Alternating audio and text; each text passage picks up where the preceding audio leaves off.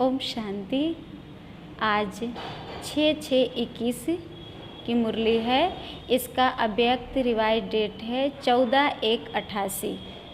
मुरली का हेडिंग है उदासी आने का कारण छोटी मोटी अवज्ञाएं। आज बेहद के बड़े ते बड़े बाप, ऊंचे ते ऊंच बनाने वाले बाप अपने चारों ओर के बच्चों में से विशेष आज्ञाकारी बच्चों को देख रहे हैं। आज्ञाकारी बच्चे तो सभी अपने को समझते हैं, लेकिन नंबरवार है। बाबा कहते आज्ञाकारी बच्चे तो सभी अपने को समझते हैं, लेकिन बाबा कहते नंबरवार है। कोई सदा आज्ञाकारी और कोई आज्ञाकारी है। सदा बाबा कहते नहीं है। आज्ञाकारी की लिस्ट में सभी बच्चे आ जाते हैं, लेकिन अंतर जरूर है। बाबा कहते कि आज्ञाकारी की लिस्ट में सभी बच्चे आ जाते, लेकिन दोनों बाबा कहते अंतर आ जाता है। आज्ञा देने वाला बाप सभी बच्चों को एक समय पर एक ही आज्ञा देते हैं। एक ही आज्ञा देते, न कि किसी को कम किसी को ज़्यादा। बाबा तो सभी को एक समान देते, अलग अलग भिन्न भिन्न आज्ञा भी नहीं देते हैं।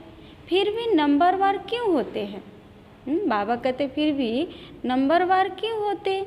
क्योंकि जो सदा हर संकल्प हर कर्म करते बाप की आज्ञा का सहज स्मृति स्वरूप बनते हैं, वह स्वतः ही हर संकल्प बोल और कर्म में आज्ञा प्रमाण चलते। और जो स्मृति स्वरूप नहीं बनते, उनको बार बार स्मृति लानी पड़ती है। बाबा कहते कि हर संकल्प बोल कर्म में आज्ञा प्रमाण चलते, और जो स्मृति स्वरूप नहीं बनते, बाबा कहते उनको बार बार स्मृति यानी याद लानी पड़ती है। कभी स्मृति के कारण आज्ञाकारी बन चलते और कभी चलने के बाद आज्ञा याद करते हैं। बाबा कहते कभी स्मृति के कारण आज्ञा बन चलते हैं और कभी चलने के बाद आज्ञा याद करते हैं, क्योंकि आज्ञा के स्मृति स्वरूप नहीं। बाबा कहते स्मृति स्वरूप नहीं। जो श्रेष्ठ कर्म का प्रत्यक्ष फल मिलता है, वह प्रत्यक्ष फल की अनुभूति न होने के कारण कर्म के बाद याद आता है। कर्म के बाद याद आता है कि यह रिजल्ट क्यों हुई। बाबा कहते बाद में याद आती है कि यह रिजल्ट क्यों हुई। कर्म के बाद चेक करते हो, समझते हैं जो जैसी बाप की आज्ञा है उस प्रमाण न चलने के कारण जो प्रत्यक्ष फल अनुभव हो वह नहीं हुआ। बाबा करे कि कर्म के बाद चेक करते हैं। बाबा कहते पहले चेक नहीं करते हैं, जब कर्म कर लेते हैं बाबा कहते तब चेक करते हैं और समझते हैं जो जैसी बाप की आज्ञा है उस प्रमाण न चलने के कारण जो प्रत्यक्ष फल है, प्रत्यक्ष फल अनुभव हो, वह अनुभव नहीं हुआ। इसको कहते हैं आज्ञा के स्मृति स्वरूप नहीं। स्मृति स्वरूप नहीं, लेकिन कर्म के फल को देखकर स्मृति आई। कर्म के फल को देखकर याद आई कि ये काम करें, तो नंबर 1 है। बाबा कहते नंबर 1 है सहज स्वतः स्मृति स्वरूप आज्ञाकारी।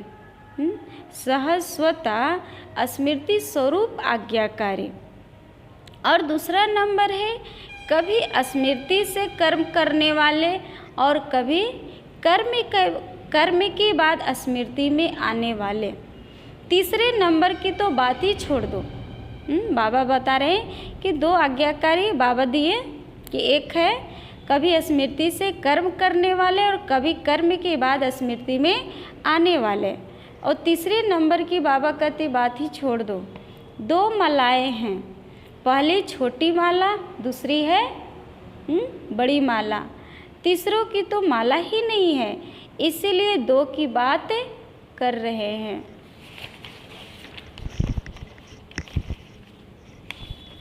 वरदान है आज का थकी व तड़पती हुई आत्माओं को सीधी देने वाले खुदाई खिदमतगार भवा।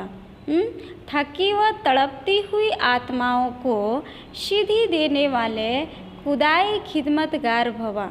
स्पष्टीकरण, आत्माओं की बहुत समय से इच्छा व आशा है कि निर्वाण व मुक्ति धाम में जाने की, निर्वाण व मुक्ति धाम में जाने की।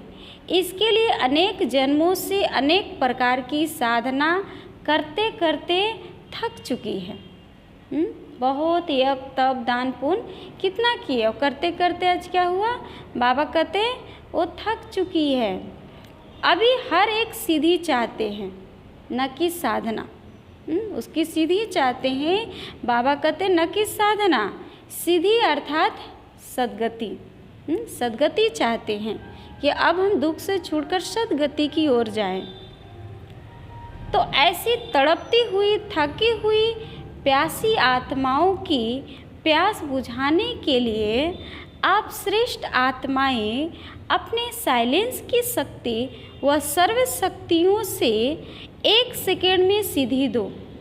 बाबा कहते कि ऐसी तड़पती हुई, थकी प्यासी, दुखी आत्माओं को प्यास बुझाने के लिए आप श्रेष्ठ आत्माएं अपने साइलेंस की शक्ति व सर्व शक्तियों से 1 सेकेंड में सीधी दो।